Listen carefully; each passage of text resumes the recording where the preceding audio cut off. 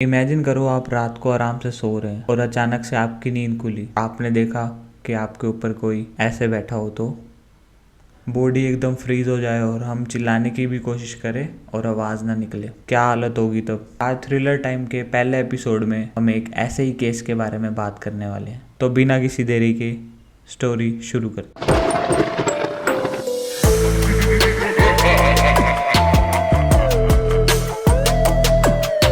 तो ये कहानी है चिंटू की, जो अपना शहर छोड़ के नोएडा आया था जॉब करने। नवंबर का मंथ था जब उसकी जॉब लगी और वो नोएडा में जब शिफ्ट हुआ।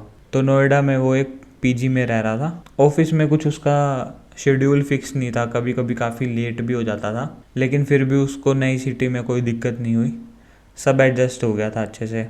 पीजी में भी वो अपने 3 दोस्तों के साथ रहता था। पीजी का खाना कुछ ज़्यादा चिंटू को पसंद नहीं था, लेकिन सब ठीक था फिर भी। फिर 2 महीने बाद चिंटू के दोस्त का फ़ोन आया, जिसको हम इस वीडियो में मिंटू बुलाएंगे। मिंटू कहता है कि मैं अभी नोएडा शिफ्ट हो रहा हूँ 7-8 दिनों में। तो फिर मिंटू चिंटू को कन्वेंस करता है कि जब मैं यहाँ नोएडा आ जाऊंगा तो मैं अपने 2 दोस्तों के साथ रहूंगा फ्लैट में, और तू भी हमको ज्वाइन कर ले। थोड़ी देर बातचीत करने के बाद चिंटू मान जाता है, क्योंकि उसको भी पीजी का खाना पसंद नहीं था। और मिंटू ने कहा था कि वहाँ पे एक कुक रख रखा है उन्होंने, उसके दोस्तों ने, तो वहाँ पे खाने की कोई टेंशन नहीं है। तो चिंटू कहता है चलो ठीक है, मेरे को कोई इश्यू नहीं है। फिर 7 दिन बाद चिंटू अपना पीजी छोड़ के वहाँ फ्लैट में शिफ्ट हो जाता है, और वहीं से ही स्टार्ट होती है रियल स्टोरी। तो वहाँ पे फ्लैट में जो 2 और दोस्त होते हैं, उनका नाम है, एक का राकेश और दूसरे का महेश। तो उस फ्लैट में मिंटू और चिंटू एक रूम में रहते हैं और राकेश और उसका दोस्त दूसरे रूम में रहते हैं। जहाँ मिंटू और चिंटू रहते हैं वो वाला रूम बंद पड़ा था, क्योंकि पहले राकेश के ही 2 दोस्त रहते थे, उन्होंने 1 मंथ पहले ही वो फ्लैट छोड़ दिया था, तो वो रूम बंद पड़ा रहता था और वहीं पे ही मिंटू और चिंटू रहने लगे। चारों दोस्त काफ़ी मज़े करते थे, और वहाँ पे जैसा कि मैंने बताया कि कुक भी था, तो चिंटू भी खुश था खाने से। फिर एक बार फ्राइडे रात को चिंटू अपने रूम में अकेला सोया, क्योंकि मिंटू अपने होम टाउन चला गया था, उसका सैटरडे को ऑफ था इसलिए। चिंटू वैसे तो बिल्कुल भी नहीं डरता था, भूत वगैरह में विश्वास भी नहीं रखता था, लेकिन उस रात जो हुआ उसने सब बदल दिया। चिंटू रात को सो रहा होता है, टाइम हो रहा है अराउंड 2 से 3, और चिंटू की नींद एकदम से खुलती है और वो देखता है उसकी चेस्ट पे एक वाइट बालों वाली औरत, जिसकी आंखें बिल्कुल लाल है, वो बैठी होती है और उसे लगातार घूर रही होती है। और चिंटू की तो बिल्कुल हालत ख़राब हो जाती है देखते ही, और वो वहाँ से भागने की कोशिश करता है, चिल्लाने की कोशिश करता है, लेकिन ना ही वो हिल पाता है और ना ही वो चिल्ला पाता है, उसकी आवाज़ ही नहीं निकल रही होती। फिर 10-15 मिनट के स्ट्रगल के बाद वो एकदम से डर के उठ जाता है, और जैसे ही वो उठा वो पूरा पसीने से भरा हुआ था। उसको कुछ समझ नहीं आ रहा था उसके साथ क्या हुआ। उस दिन वो रूम में भी अकेला था, और वो फिर उठ के राकेश और महेश के पास जाता है, उन्हें सब बताता है। वो दोनों उसकी बातों पे ज़्यादा ध्यान नहीं देते और कहते हैं कि ऐसा कुछ नहीं होता, तुझे स्लीप पैरालिसिस हो गया होगा। मतलब नींद में बंदा सपना देख रहा होता है और वो हिल नहीं पाता बिल्कुल भी। और मैंने इसके बारे में सर्च करा था, तो उसमें पता लगा कि ये पुअर स्लीप साइकिल की वजह से या स्ट्रेस की वजह से होता है, मतलब नॉर्मल है। जो चिंटू के साथ हुआ ना, वो बिल्कुल ऐसे ही लग रहा था कि ये स्लीप पैरालिसिस का ही केस है। और चिंटू को भी पता था कि स्लीप पैरालिसिस में क्या होता है, लेकिन उसे जो उस टाइम फील हुआ ना, वो उसको बहुत ही रियल लग रहा था। तो चिंटू ऐसे नेगेटिव एनर्जी और भूत वगैरह में मानता नहीं है, तो वो एक बारी के लिए तो नॉर्मल हो जाता है, लेकिन फिर भी वो अपने रूम में नहीं सोता, राकेश और महेश के साथ उन्हीं के रूम में सो जाता है। फिर सैटरडे को रात को वो भी अपने होम टाउन निकल जाता है, लेकिन वो घर में जाके किसी से डिस्कस नहीं करता, क्योंकि उसको लगता है कि उसके घर वाले डर जाएंगे। फिर उसके बाद आता है मंडे को ऑफिस के बाद चिंटू पहुंचता है फ्लैट पे, और मिंटू भी आज साथ ही है, तो उसको भी वो सारी बात बताता है। और मिंटू भी उसको यही बोलता है कि ये स्लीप पैरालिसिस का ही केस लग रहा है, तू ज़्यादा स्ट्रेस मत ले और थोड़ा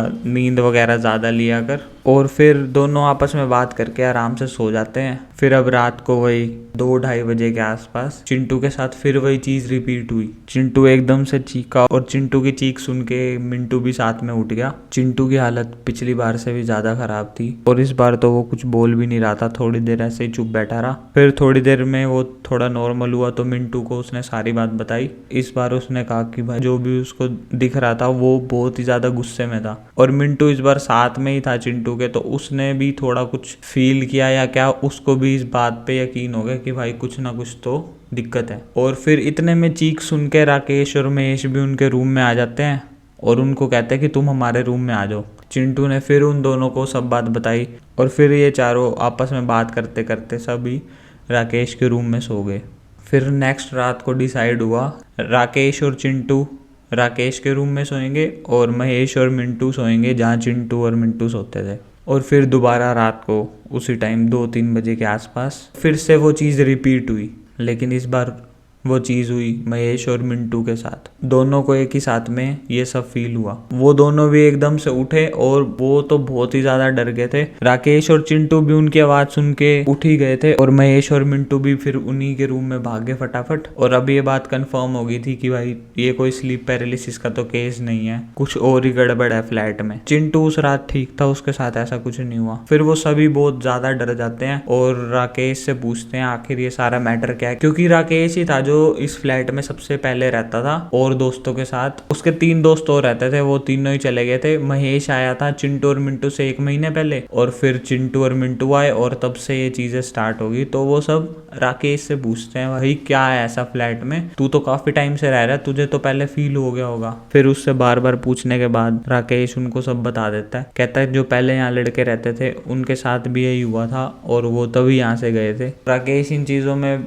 बिल्कुल भी विश्वास नहीं रखता था, लेकिन जब चिंटू के साथ ये हुआ ना तो उसको यकीन हो गया कि भाई फ्लैट में ही कोई दिक्कत है। तो 10 सेकंड स्टोरी से ब्रेक लेते हैं। अगर आपने यहाँ तक वीडियो देख लिया तो लाइक कर देना, चैनल पे नए हो तो सब्सक्राइब कर लेना। लाइक करना बिल्कुल भी मत भूलना यार, थोड़ी मोटिवेशन मिलती है वीडियो बनाने के लिए। और अपनी हॉन्टेड स्टोरी आप मेरे साथ शेयर कर सकते हैं ईमेल पे, जो मैंने यहाँ डाल दिया, डिस्क्रिप्शन में भी डाल दूंगा। अब चलते हैं दोबारा अपनी स्टोरी पे। तो चिंटू राकेश को कहता है कि तूने ये सब हमें पहले क्यों नहीं बताया। तो राकेश कहता है कि उसके पैसे फंसे हुए हैं लैंडलॉर्ड के पास, तो वो लैंडलॉर्ड उसको पैसे नहीं दे रहा था और अगर वो उनको सब पहले ही बता देता तो वो वहाँ पे बिल्कुल ही नहीं टिकते। और राकेश भी कुछ ऐसा नहीं था कि वो अकेला रह सके फ्लैट पे, और वो फ्लैट छोड़ भी नहीं सकता था। और राकेश बोलता है कि उसे सब समझ आ गया कि उसी रूम में कुछ दिक्कत है जहाँ चिंटू और मिंटू सोते थे, क्योंकि आज तक महेश के साथ ऐसा कोई केस नहीं हुआ और राकेश भी उस रूम में कभी नहीं सोया और उसके साथ भी ऐसा कभी कोई केस नहीं हुआ था। और वो बोलता है कि कल तक वो कोई ना कोई सोल्यूशन निकाल देगा, अगर तब नहीं निकला तो हम सारे फ्लैट छोड़ के चले जाएंगे। और फिर सारे वहीं राकेश वाले रूम में ही सो गए।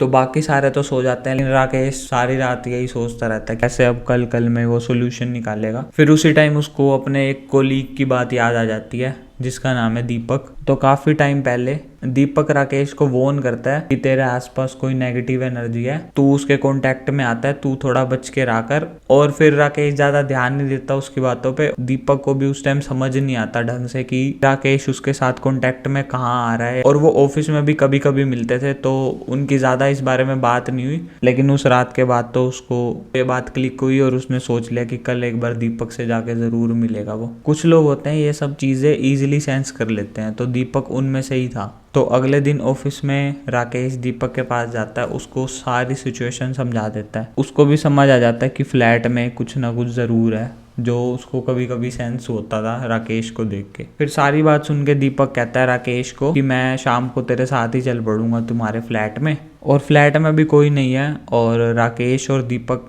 एंटर करते हैं फ्लैट में। और दीपक जैसे ही एंटर करता है ना, वो चिंटू के रूम की तरफ इशारा करता है। और ये देख के राकेश की हालत एकदम से खराब हो जाती है, क्योंकि राकेश ने दीपक को बताया ही नहीं चिंटू का रूम कौन सा है और उसका रूम कौन सा है। वो सीधा फ्लैट में एंटर करते ही उस तरफ कैसे इशारा कर सकता है। इतने में चिंटू, महेश और मिंटू भी फ्लैट में आ जाते हैं और सब थोड़ी देर बाहर बात करते हैं और डिसाइड करते हैं चारों एक साथ ही उस रूम में जाएंगे। जैसे ही वो उस रूम में घुसते हैं उनको घबराहट होने लग जाती है। पहले क्या हो रहा था कि रात को सोते टाइम 2-3 बजे के आसपास उनको डर लगता था, ऐसा सपना आता था और वो उठ के भाग जाते थे। लेकिन अभी तो 7:30 या 8 बज रहे थे और वो जैसे ही अंदर गए ना, उन सबको ही घबराहट होने लगी और वो सब बाहर आ जाते हैं। और जैसे ही सब बाहर आते हैं, दीपक उनको जो बोलता है ना, वो सुन के सबके होश उड़ जाते हैं। दीपक ने बोला कि जितना तुम ये चीज लाइटली ले रहे हो ना, उससे काफी ज्यादा खतरनाक है और ये सब जो भी नेगेटिव एनर्जी है ना, वो इसी रूम में है और वो कोई एक नेगेटिव एनर्जी नहीं है, काफी सारी नेगेटिव एनर्जीज हैं और वो सभी काफी गुस्से में है। ये सुनकर सबकी हालत खराब हो जाती है और वो दीपक से पूछते हैं भाई अब हमें क्या करना चाहिए। फिर वो कहता है जो अभी तक तुम्हारे साथ हुआ है ना चिंटू के साथ या तुम दोनों महेश और मिंटू के साथ, वो तो बहुत ही कम है। तुम लकी हो कि तुम्हारे साथ ज्यादा कुछ नहीं हुआ। और अब धीरे धीरे इन सबका गुस्सा बढ़ता जा रहा है और ये चीजें इनको और भी स्ट्रोंग बनाती जा रही है। जैसे तुम्हारे ऊपर आधी रात को अटैक होता था